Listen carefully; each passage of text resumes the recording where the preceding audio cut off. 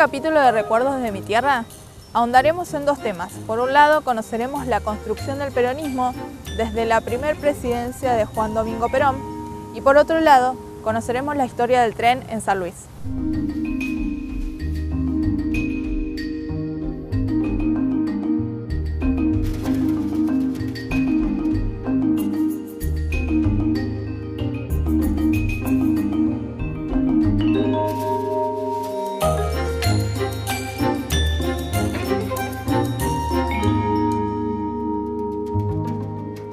A nivel nacional, el presidente de facto Edelmiro Ferrell llamó a elecciones el día 24 de febrero de 1946 y la fórmula Perón-Quijano resultó triunfante. El 20 de mayo de ese mismo año, el doctor Zavala Ortiz asumió como primer gobernador peronista en San Luis y tuvo 2 periodos de gobierno donde destacó su interés por mejorar la productividad de la provincia.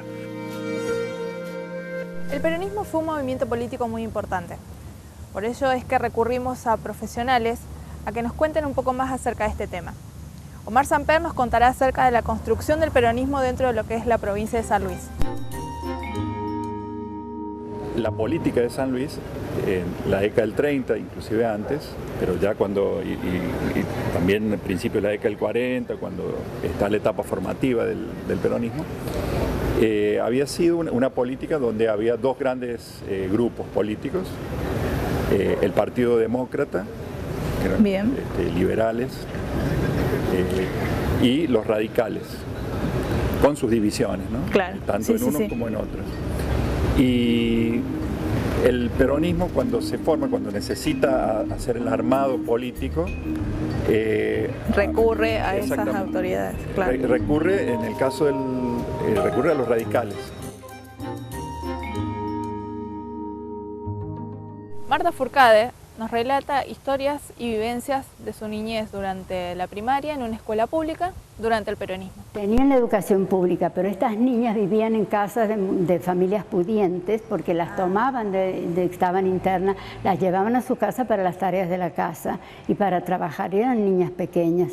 Entonces a mí me abrió un mundo. Yo venía de una clase media, conservadora, de una familia tradicional de acá, pero estaban todas mis necesidades satisfechas.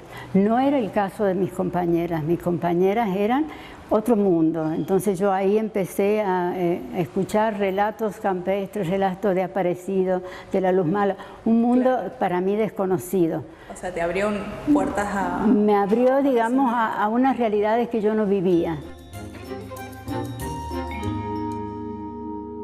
Guillermo Giannini nos cuenta sobre la construcción del Hogar Escuela 22 de agosto de Villa Mercedes, obra emblemática del primer gobierno peronista en San Luis.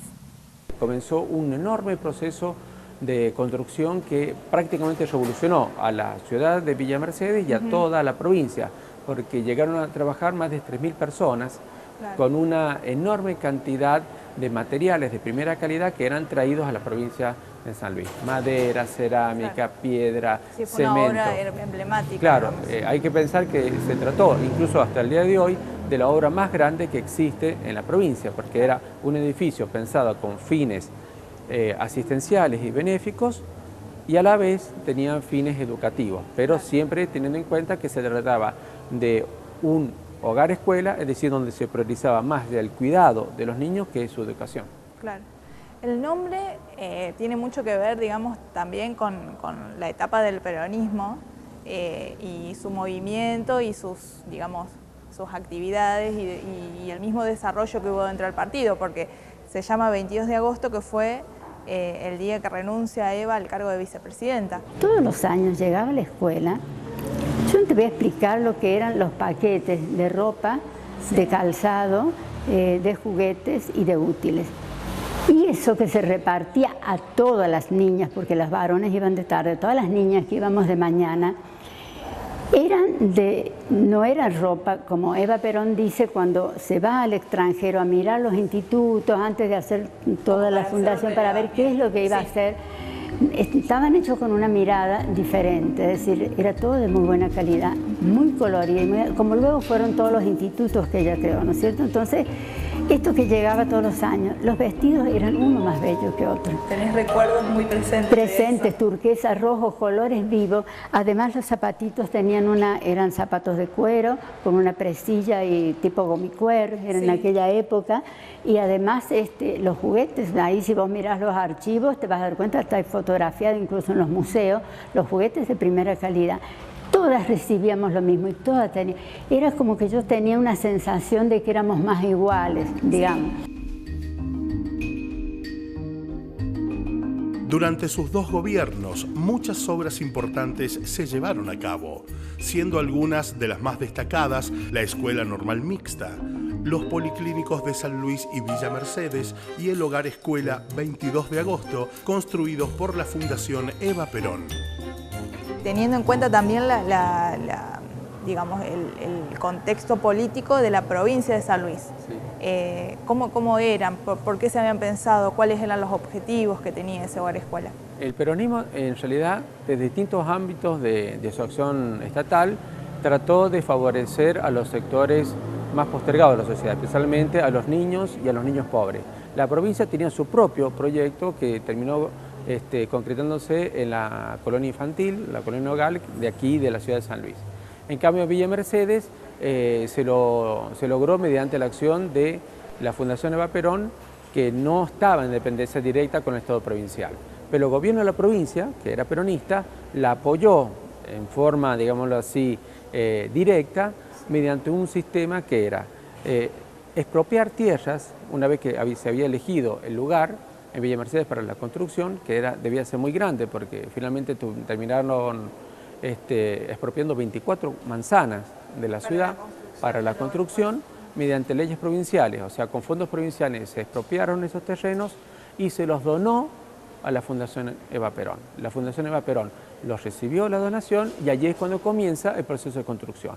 La economía era predominantemente ganadera, era una economía basada y que tradicionalmente hasta la década del 20 se basaba en la exportación de ganado y hasta principios de siglo se exportaba ganado a Chile, digamos.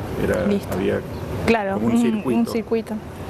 Y eso se corta y con la cuestión de la sequía a partir de la década del 30, un ciclo largo de sequías, hay mucha emigración de la población y hay como problemas económicos recurrentes porque no es una economía que tuviera la inserción que tenían, por ejemplo, la de la pampa húmeda. Y se ha querido parangonar lo que es la beneficencia, filantropía, la asistencia, asistencialismo, con lo que los gobiernos populares, digamos, han podido ofrecer. Es decir, esta sensación de la niñez, yo hay cosas que no me quedan así como esa sensación de que éramos más iguales, pero punto. Claro. La teorización acerca de qué estaba pasando lo puedo ver en la década del 70. Claro. Es decir, cuando en la universidad... Vos ya sos más grande y podés comprender mejor No solo eso, ¿qué hace el Estado, qué hace nuestra Universidad Nacional? Implementa a los ingresantes en un curso que se llamaba Realidad Nacional y Latinoamericana. Y otras de las materias que estudiamos, los grandes movimientos de irigoyenismo, pero entonces ya empezás a mirarlo desde desde otro lado. Y a explicar qué era esto que recibíamos, que también había mucha crítica porque se le daba mucho a la gente, ¿no es cierto? O sea que si vamos a repasar en limpio, digamos que desde el proceso, o sea, dentro de lo que es el proceso de inauguración, de construcción y de inauguración del hogar escuela, podemos decir que hubo 2 gobernadores diferentes. Uno era Zavala Ortiz, puede ser, y el que seguía era Endeiza. Sí. Bueno, o sea que abarcó dos... Bueno, el peronismo en general en la provincia tuvo continuidad desde el año 46 hasta el año 1955 en que cae. Sí. Y Zavala Ortiz apoyó la iniciativa fundamentalmente en el momento en el cual se decidió la construcción en San Luis mediante la expropiación de los terrenos. También hubieron leyes que exoneraron, sacaron los impuestos provinciales para la empresa constructora y los materiales que llegaban a San Luis para beneficiar a la construcción. Claro, y cuando se inauguró, finalmente, ya había cambiado el gobierno y era otro gobernador peronista que era Endeiza. Es decir, lo que se ve es una continuidad, que la provincia apoya el accionar de la Fundación Eva Perón en la provincia. Sale primero, digamos, Unión Cívica Radical, Junta Renovadora, no se llamaba peronismo. llama Unión Cívica Radical. Bien, qué buen dato eso. Después se unifica el nombre, digamos, porque ya hay un proceso a nivel nacional de integración. Claro, sí, integración de las provincias. Y también desaparece el Partido Laborista, digamos, ¿no? Que claro. fue una etapa conflictiva de la formación del peronismo. Ese partido sale primero, Unión Cívica Radical Junta Renovadora, y los demócratas salen segundo. Y la Unión Cívica Radical Comité Nacional, que son los radicales hasta el día de hoy, claro. Salen terceros, digamos, que quedaron bastante menguados también en su caudal electoral. Pero tomó de los dos, y a partir de allí,